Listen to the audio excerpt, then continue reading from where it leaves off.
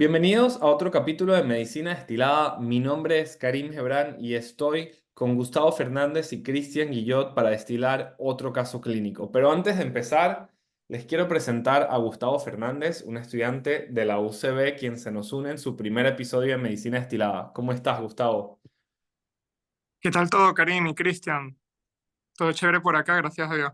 En verdad muy felices de tenerte. ¿Quieres contarnos un poco más de ti? ¿Cuáles son tus intereses? Sí, claro, por supuesto. Actualmente soy un interno de pregrado en la Universidad Central de Venezuela, en la Escuela de Medicina Luis Racetti, básicamente en el último año de la carrera de medicina, interesado en emigrar a los Estados Unidos para comenzar mi posgrado de medicina interna y posteriormente me interesaría un fellowship en la parte de neumología y me interesa en la parte de investigación un poco lo que es ILD, que corresponde a las enfermedades pulmonares intersticiales, pero bueno, digamos que eso se va viendo un poco sobre la marcha ya dentro de medicina interna y en la subespecialidad. De verdad, bastante contento de estar aquí con ustedes para discutir un nuevo caso de medicina interna el día de hoy. Muy bien. Pues ya tengo el caso listo, se los voy a ir presentando y ustedes me van diciendo, ¿ok? Esta vez vamos a destilar el caso de un hombre de ascendencia afroamericana con 44 años de edad que viene a nuestra emergencia por dolor muscular generalizado. Él nos comenta que 3 días atrás él empezó a hacer actividad física después de haber tenido mucho tiempo que no iba al gimnasio y que al día siguiente él tenía un dolor muscular general, pero que él pensaba que era el dolor típico que puedes tener después de entrenar. Lo que sí le pareció extraño es que esto duró todos los 3 días y hoy particularmente empezó a notar que su orina tenía un color naranja oscuro. Esto obviamente le dijo, mira, esto no es normal, voy a ir a la emergencia. Una vez que llegó a nuestra emergencia, también notamos que tenía los brazos hinchados y las pantorrillas hinchadas y él nos comenta que, bueno, que esto le había pasado antes, pero muchísimos años atrás. Con esto en mente, ¿en qué piensan? ¿Cuál es su diferencial? ¿O cómo lo abordan? Bueno, abrimos con un caso en donde el paciente acaba de hacer ejercicio, tiene dolores musculares y tiene orinas oscuras, y eso obviamente nos lleva una vez, a pesar de que el episodio se llama así, pero nos lleva una vez a pensar que este paciente tiene una rhabdomiólisis. Cuando pienso en general en orinas oscuras, voy a abrir todas las posibilidades ahora porque no sabemos nada del paciente, nos está llegando, y no podemos cerrar la hipótesis todavía. Pero si pienso en orinas oscuras, pienso en orina con sangre o mioglobina, orina con bilirrubina, y puede ser directa o indirecta, y la presencia de urobilinógeno o de bilirrubina en la orina nos va a orientar hacia qué pudiera estar pasando en el hígado a nivel hepático. La tercera es algún medicamento que haga que cambie de color la orina en general, y la última es una orina que esté extremadamente concentrada. Eh, Eso es lo primero que pienso, pero apuntando al principio, un paciente que acaba de venir de hacer ejercicio y tiene orinas oscuras y dolores musculares, rhabdomiólisis entra dentro del algoritmo diagnóstico, y empiezo a pensar qué es lo que lo generó, porque un señor relativamente joven que tiene rhabdomiólisis, hay que empezar a pensar qué está pasando en el fondo. Ok, ok. Y para poner tu teoría del qué tipo de orina crees que se presenta aquí, ¿qué otras preguntas harías? ¿Qué opinas tú, Gustavo? ¿Qué preguntas le querrías hacer a nuestro paciente? Claro, realmente aquí es importante hacer varias preguntas, por lo menos empezando con la intensidad del ejercicio con la que estuvo este paciente al empezar nuevamente en el gimnasio. Eso nos puede ayudar un poquito a confirmar si realmente es rhabdomiólisis o no. También es importante preguntar a este paciente si está tomando algún tipo de medicamento. Por ejemplo, sabemos que hay algunos fármacos, tales como rifampicina u otros antibióticos, que pueden producir, ¿sabes?, cambios en la coloración de la orina que pueden asemejar un poco color anaranjado, por ejemplo. Preguntar si ha estado consumiendo AINES que puedan producir necrosis tubular aguda u otros. Hay una gran lista de fármacos que pueden producir cambios en, digamos, que el patrón urinario, así que habría que hacer como que investigar bien los antecedentes del paciente, qué medicamentos se encuentra tomando.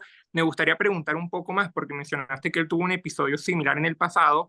¿Bajo qué contexto fue este episodio? ¿Él estaba sufriendo de alguna patología en ese momento diagnosticada o coincidió también con una rutina de ejercicio del momento? Entonces me iría también un poquito por ahí. Ok, ok. Voy a tratar de responder a todas esas preguntas de la forma más ordenada. En cuanto a sus antecedentes médicos, sí, él tuvo un episodio similar alrededor de 10 años atrás y estuvo asociado a ejercicio.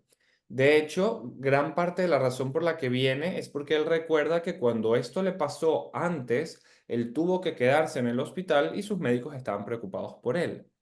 Otros antecedentes, él recuerda haber sido donador de médula ósea en el año 2020 y en cuanto a cirugías, él recuerda que una vez estuvo en una pelea, le fracturaron la mandíbula y requirió cirugía.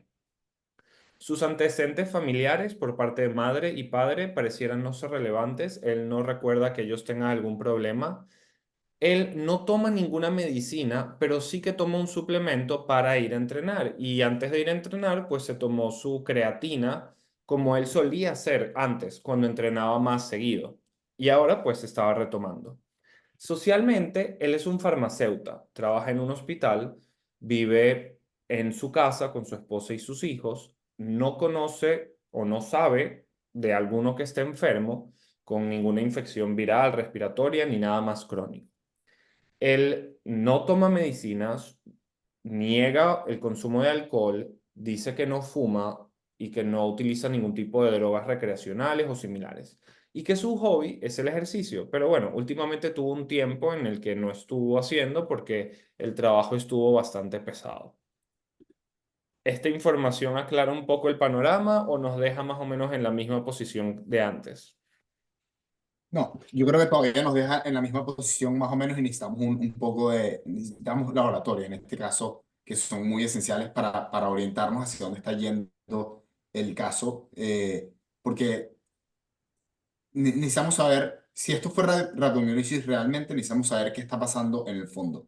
Eh, ¿Qué generó que un paciente que en teoría está totalmente sano, excepto esos episodios que antes había tenido, que también los abordaremos en su momento, haga que esté generando lo que parece ser una o rhabdomiólisis o cambios en la orina al mismo tiempo que tiene dolores musculares, fatiga, que son bastante subjetivos, ¿no? De rhabdomiólisis.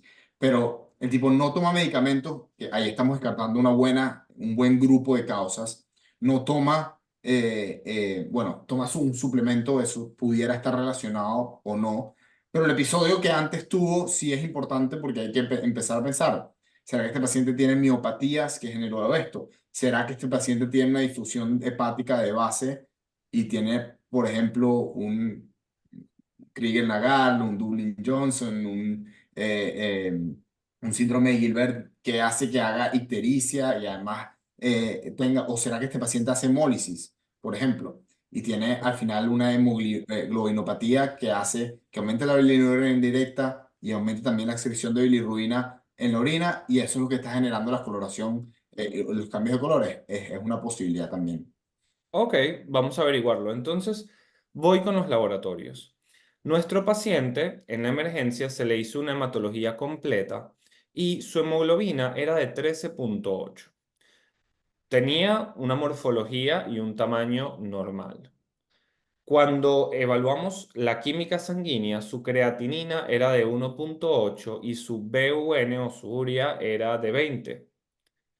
La glucosa era normal, el bicarbonato era normal esencialmente. Su perfil hepático sí mostraba una ligera elevación de la fosfatasa alcalina en 80 y su AST y ALT respectivamente eran 165 y 751. El examen de orina es relativamente normal, excepto por la presencia de sangre en orina. Pero ojo, no se observaron en microscopía ninguna célula roja. ¿Ok? Ahora, cuando le hacemos a nuestro paciente una evaluación de la creatinina quinasa, el valor que nos arroja el laboratorio es 87,000. Con esta información, ¿dónde estamos? Había bilirrubina, ya nos diste la creatinina quinasa, pero ¿había bilirrubina en la orina? No, ¿Urobilinógeno? No, no, negativo. Ok, negativo. ok. Entonces, Gustavo, ¿dónde estamos parados ahora?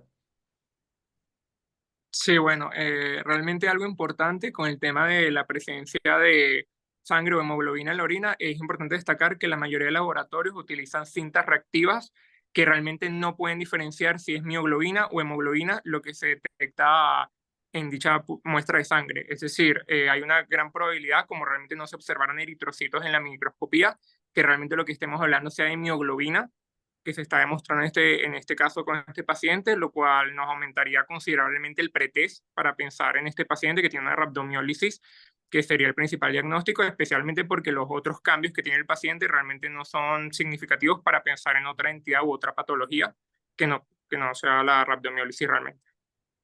Ok, ahora estamos de acuerdo. Ya nosotros tenemos el diagnóstico.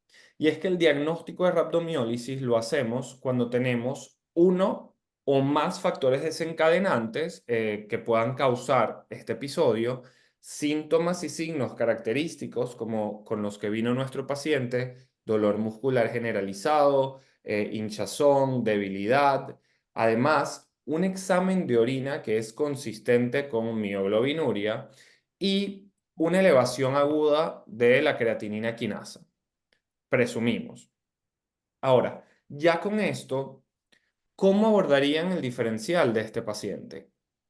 ¿Cómo se aproximarían a la presencia de un joven de ascendencia afroamericana relativamente sano, quien se presenta con estos niveles de creatinina quinasa y con estos síntomas de forma aguda?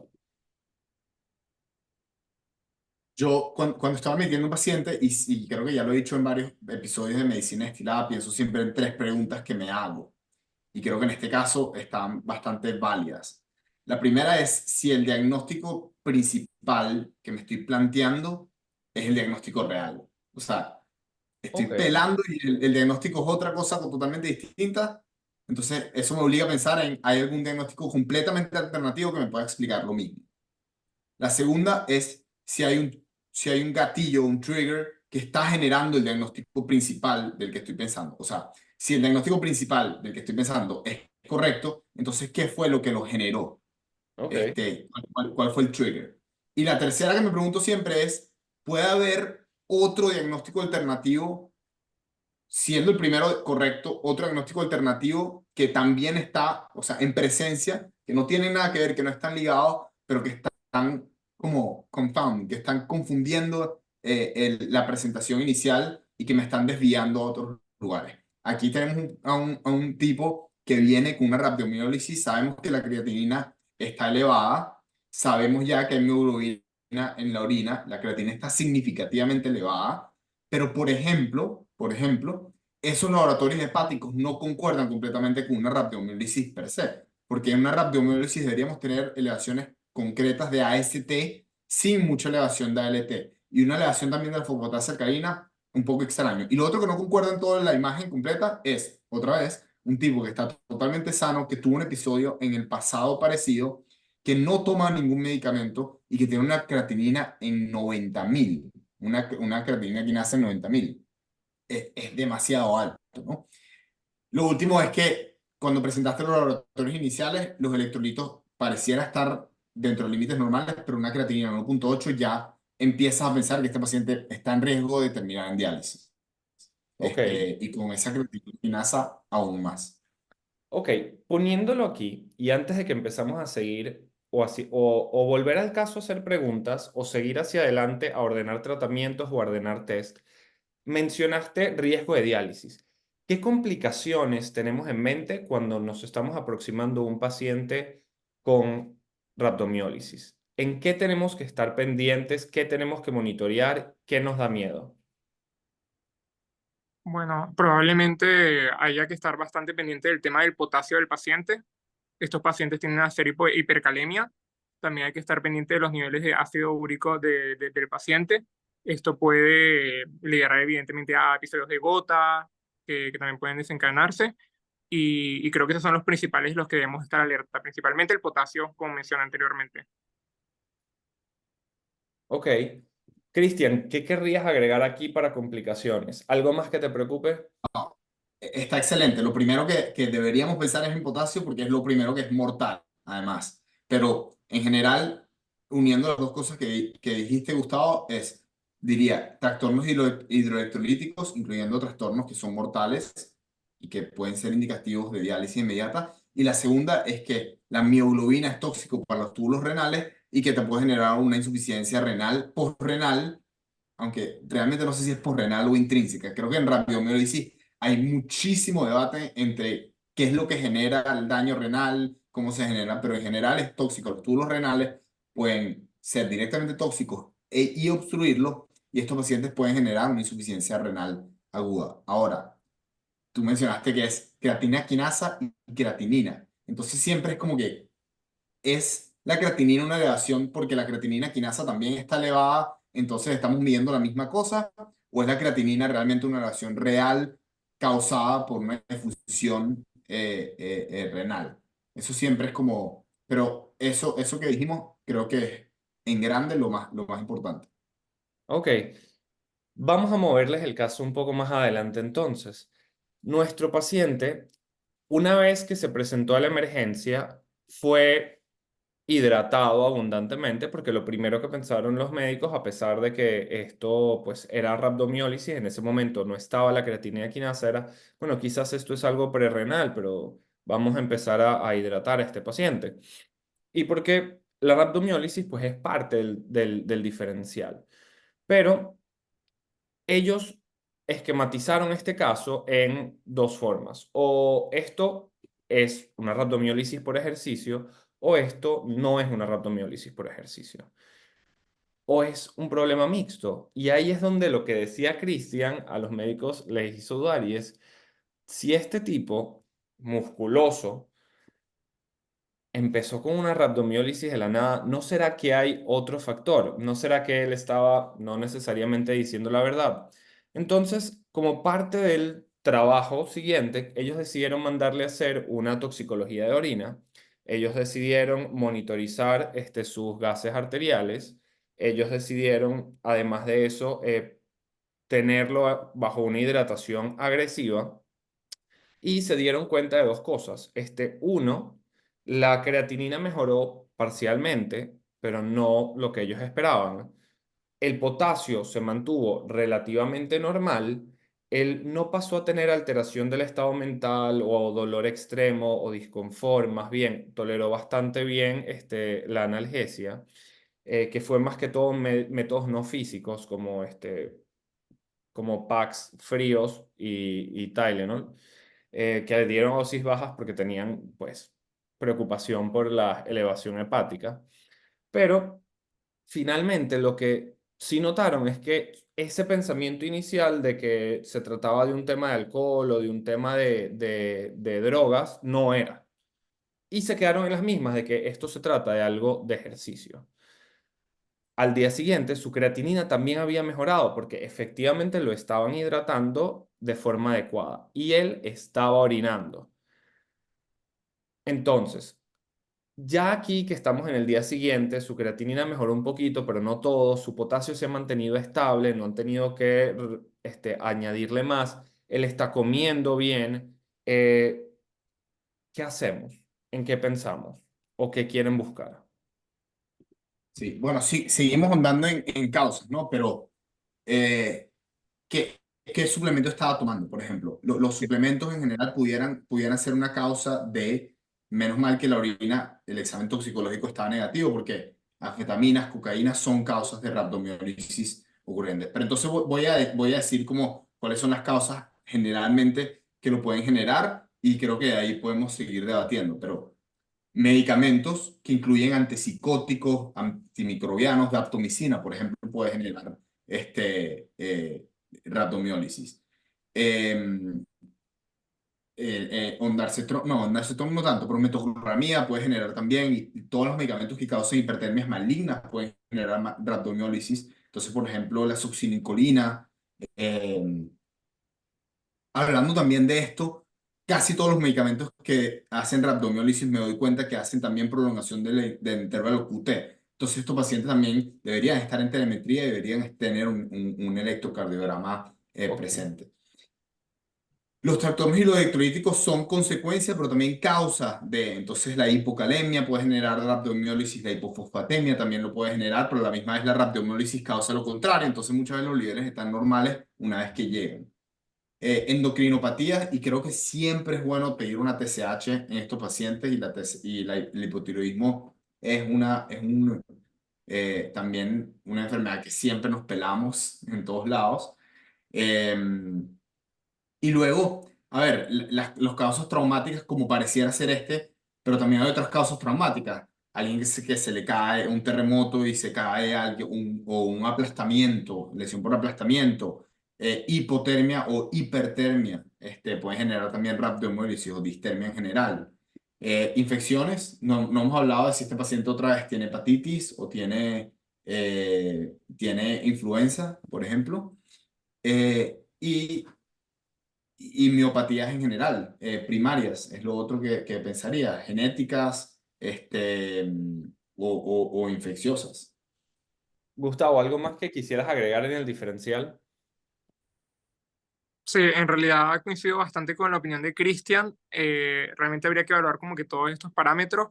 Realmente por la información que das, parece que el paciente no coincide con la mayoría de estos, así que realmente no se me ocurre otra cosa que añadir con lo que dice Cristian. Ok, Sí, creo que necesitamos más información. Sí, una forma en la que podemos nosotros hacer este esquema es decir, ok, ¿esto fue por ejercicio o fue esto fue traumático o no traumático? En nuestro caso, no parece haber un evento traumático, quemaduras, electrocuciones, aplastamientos. Podemos poner eso de lado. En cuanto a ejercicio, ¿esta rhabdomiólisis inducida por ejercicio es músculo normal o es músculo enfermo? Y cuando trato de decir si es músculo normal o músculo enfermo, en verdad, me interesa saber es eso. El paciente tiene un problema hereditario, esto es una miopatía metabólica o es mitocondrial, pero en verdad esto es muy raro. O hipertermia maligna, que por predisposición genética, pero no pareciera haber ningún medicamento que pudo haber detonado esto. Entonces, en el caso del músculo normal, la rhabdomiólisis inducida por ejercicio, pues puede ser exactamente solo por el hecho de que fue al gimnasio y nosotros quizá estamos psicóticos buscando por alguna otra causa. Pudo haber sido un golpe de calor o pacientes que tienen problemas para disipar calor, que no pueden sudar apropiadamente, o en estados hiperkinéticos con hipertiroidismo, aunque el hipotiroidismo también lo puede causar. Por otro lado está el otro tema, la rhabdomiólisis, que no es traumática y no es causada por ejercicio, como infecciones, drogas, toxinas, desbalances. A este paciente se le hizo una TSH y estaba en rango normal. Se le hicieron pruebas virales de HIV y de COVID, flu, virus respiratorio sincicial, y todas estas pruebas estaban negativas. Los médicos, me incluyo, habríamos pensado que esto es sencillamente inducido por ejercicio, porque tenemos nuestro desencadenante, casi descartamos todas las otras posibles causas. Su historia familiar y personal no muestra ningún tipo de antecedente de alguna patología. Sus rasgos de hepatitis, de flu, de HIV, todos negativos. Entonces nos quedamos solamente con este detonante. Entonces, nos quedamos sin un diagnóstico y la razón por la que estábamos preocupados era porque parte del tratamiento es identificar lo que lo causó y eliminarlo. Pero a veces, pues, no hay una causa aparente más allá del ejercicio, que bueno, ya él no está ejercitando, y pues nos quedamos con esto, con las consecuencias. Y tú bien habías dicho que tenías miedo de que desarrolle una insuficiencia renal o termine en diálisis. ¿Cómo guías el tratamiento para prevenir que esto suceda? Perfecto. Entonces, sí, como dijimos al principio que el riesgo mayor era trastorno girohidrohídrico, insuficiencia renal. Para poder, entonces, llegar a definir a qué podemos tratar o no tratar, creo que tenemos que estratificar, como acabas de mencionar. Y eso lo podemos hacer en base a varias cosas.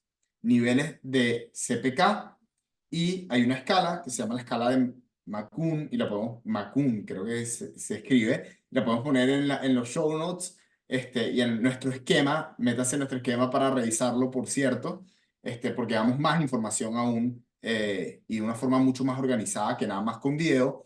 Pero el punto es que esas dos cosas nos ayudan a estratificar quienes tienen más riesgo de desarrollar insuficiencia renal aguda. En rhabdomiólisis se define cuando hay una CPK por encima de 1000. De 1000 a 5000 es una rhabdomiólisis leve. Y esos pacientes no tienen mucho riesgo de desarrollar insuficiencia renal aguda. De hecho, mucha gente puede estar caminando con CPKs alrededor de esos números sin ningún problema y ni siquiera los admitimos al hospital. De 5000 a 15000, una rhabdomiólisis moderada, esos pacientes tienen más riesgo de generar insuficiencia renal aguda y probablemente necesitan tratamiento. Y de 15000 hacia arriba, bueno, más te vale que empieces tratamiento porque esos pacientes van probablemente a desarrollar una insuficiencia renal aguda. Y este paciente llegó con una CPK de 90.000. Yo no, o sea, no me imaginé que podía llegar a eso. Este paciente va a desarrollar una insuficiencia renal aguda si es que ya no la está desarrollando. Pero como mencionamos antes, la CPK y la creatinina pueden elevarse al mismo tiempo porque un marcador se eleva al mismo tiempo que el otro sin significar necesariamente insuficiencia renal, porque la creatinina al final es un marcador de insuficiencia renal, pero no significa insuficiencia renal. Pero eso es otro tema. También el 1000, 5000 y 15000 fueron bastante arbitrarios y nadie los definió nunca. O sea, no están probados que sea así. Pero entre usar la escala y los números de CPK, podemos escoger a qué pacientes vamos a empezar a tratamiento y no. Y este paciente hay que empezarle tratamiento porque lo va a desarrollar y no queremos que termine en diálisis. ¿Cómo monitorear? En estos casos, ¿tú monitorearías la orina? Ya, estoy pegado al inglés aquí. Sí, o sea, si empiezas tratamiento, estos pacientes necesitan fluidos a volúmenes bastante altos. Y si estás metiendo ese volumen, necesitas saber que el volumen está saliendo. Los pacientes necesitan un monitoreo sumamente estricto porque no quieres empezar 250 cc por hora o 300 cc por hora y que el paciente termine como una pelota inflada en 2 días con insuficiencia cardíaca aguda además, y que además, por cierto, las presiones venosas elevadas en el sistema renal generan insuficiencia renal de por sí. Entonces, darle un montón de fluidos es como el tratamiento de pancreatitis, que al principio pensábamos que era como que darle fluidos hasta que el paciente se ponga como un globo y luego generamos un montón de otros problemas que no tenían razón y ahorita definimos que podemos darle menos fluido. Bueno, creo que así más o menos es con la rhabdomiólisis. Necesitas saber que el paciente está entrando, que está entrando el fluido y saliendo el fluido. Estoy totalmente de acuerdo. Ahora, en este punto, ¿tú te sientes satisfecho? ¿Quieres traer algo más o ya estás listo para dar a este paciente de alta? No, te preguntaría yo ahorita a ti. Primero es que no, porque siempre he tenido esta pregunta. No sé qué tratamiento, nunca he encontrado una respuesta a qué fluido iniciar. Empiezas solución salida, cialina, empiezas bicarbonato, isotónico, o sea, una mezcla. Empiezas con Ringer lactato. Creo que no hay una respuesta clara y pareciera que Ringer es como la solución. Pero, ¿y cuál es el rate? En verdad, mi to go, o sea, yo voy con Ringer lactato o con solución salina y me es muy indistinto. Incluso ahorita que aquí en Estados Unidos hay como que que no hay suficientes fluidos y que están pidiéndole a la gente que beba, yo soy equipo dale agua, que beba, o sea, parte fluidos y parte que beba. Pero También. trato de definir el cuánto fluido estoy dando en base al peso de mi paciente, más que todo, y trato de empezar alrededor de 200, pero después de ahí veo cuánto está orinando y dependiendo de cuánto orina en base a sus kilos y a lo que le estoy dando, trato de que sea 0,5 según las guías. En verdad nunca es 0,5, siempre es, bueno, está en 0,6 o 0,7 o en 0,4 y ya sé que estoy ahí en ese rango y estoy feliz. Em, Claro. y en el caso de este paciente, yo creo que ya cuando se resuelva la insuficiencia renal, en vista de que él no tiene más síntomas que las molestias de los dolores generales, ya él se podría ir a su casa seguro. Sí, yo creo que varias cosas que quedan claves del capítulo sobre tratamiento y que deberían quedar claves y que descubrí mientras estaba leyendo para el capítulo es que la entrada de fluidos tiene que ser igual a la salida.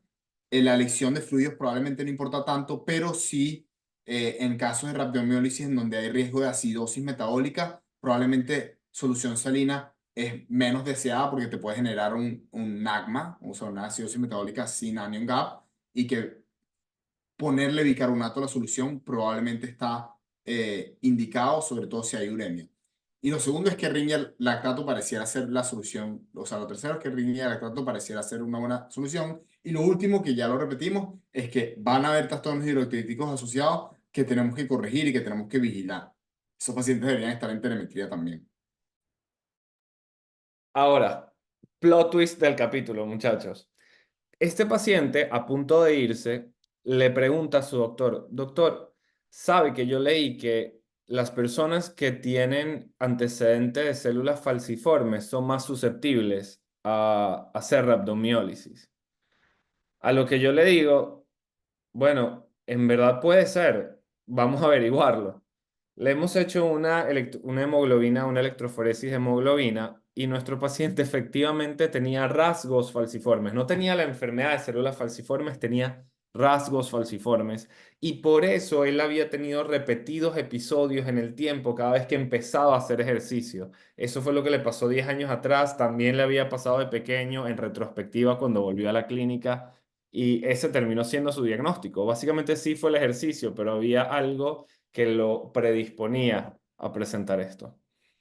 Pero la última pregunta que te tengo, Karim, y ahorita nos revertimos de roles, es verdad, muy bonito y todo, le hicieron el diagnóstico, pero ¿cuándo le paramos los fluidos? Y eso es una pregunta que siempre nos surge, porque estos pacientes se van a poner con un balón, se van a inflar. ¿Cuándo te parece prudente parar?